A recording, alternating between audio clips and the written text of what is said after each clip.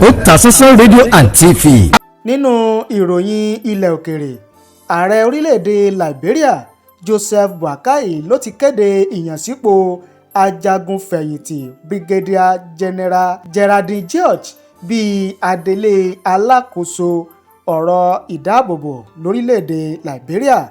Ìyànsípò arábìnrin Geraldine yìí ló wáyé lẹ́yìn tí ọmọọba Johnson kẹta fínúfíndọ̀ kọ̀wé fipò sílẹ̀ gẹ́gẹ́ bí alákòóso ọ̀rọ̀ ìdáàbòbò lórílẹ̀‐èdè náà látàrí bí àwọn ìyàwó ọmọ òṣìṣẹ́ ológun lórílẹ̀‐èdè Liberia ṣe fi ẹ̀hónú hàn lọ́jọ́ Ajé Monday ọjọ́ 12 oṣù kejì ọdún 2024 lórí bí ayé àwọn ẹbí òṣìṣẹ́ ọmọ ológun tó ń gbé ní bárẹ́kè àwọn ọmọ ológun kò ṣe bẹ́sùẹ́ tí wọ́n sì ń gbé ìgbé ayé ìnira láwọn bárẹ́kè gbogbo lórílẹ̀‐èdè Liberia léyìí tí wọ́n ní kò sẹ́yìn ìdarí Charles Johnson.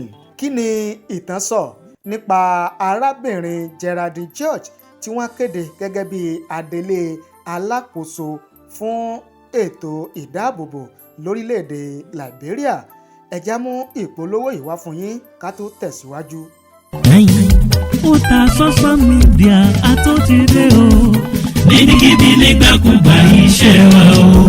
Ó kárí ayé. Otasansan mídíà. Ilé-iṣẹ́ tí Èdùmàrè gbé kalẹ̀ fún gbogbo ẹni ó fẹ́ ṣe ayẹyẹ bíi wedding, birthday, funeral, coronation, anniversary, concert, product launch àti bẹ́ẹ̀ bẹ́ẹ̀ lọ. Àwọn irinṣẹ́ wa kọjá bẹ́ẹ̀. Professional camera wa mú sánsan. Lightning wa mọ́lẹ̀ kedere. Sound wa já tòròtò. Drone camera wa wúni lórí. Editing wa ò lẹ́gbẹ́. Finishing wa kọjá bẹ́ẹ̀. Bẹ́ẹ̀ làwọn òṣìṣẹ́ wa kọ́ṣẹ́mọṣẹ́ pẹ̀lú ìrírí bá a ṣe gbé kámẹ́rà ya áńgù lóríṣiríṣi. Kódà bẹ́ẹ̀ fẹ́ ṣe documentary ẹ pè wá kábàáyé gbé kalẹ̀ lára ọ̀tọ̀ pẹ̀lú owó tí ò gún pa. Àtúnbáni ṣe MC lóde ayẹyẹ gbogbo. Ẹ pè wá sójú òpó 07063291779. Iléeṣẹ́ wa wà ní nọ́mbà 13 Ọlágòkè Àkànó Street, Àbáyọ̀mí Ìwó Road, Ìbàdàn. Otasansan mídíà níbikíbi. Pẹ̀lú bí ààrẹ Joseph Baokai ṣe wá kéde orúkọ arábìnrin Geraldine èyí ló máa jẹ́ kí arábìnrin Geraldine kó jẹ́ obìnrin àkọ́kọ́ tó máa di ipò náà mú nínú ìtàn orílẹ̀-èdè Liberia. Ẹ tẹ̀lé wa o lórí ìkànnì yìí fọ́kàn òjọ̀kan ìròyìn ìlédè Yorùbá pọ́nbélé bó ṣe ń lọ lórílẹ̀-èdè Nàìjíríà, nílẹ̀ Áfíríkà àti káàkiri àgbáyé. Ẹ ṣé bẹ́ẹ̀ ṣe ń wò wá, ẹ ṣé bẹ́ẹ̀ ṣe ń gbọ́ wá.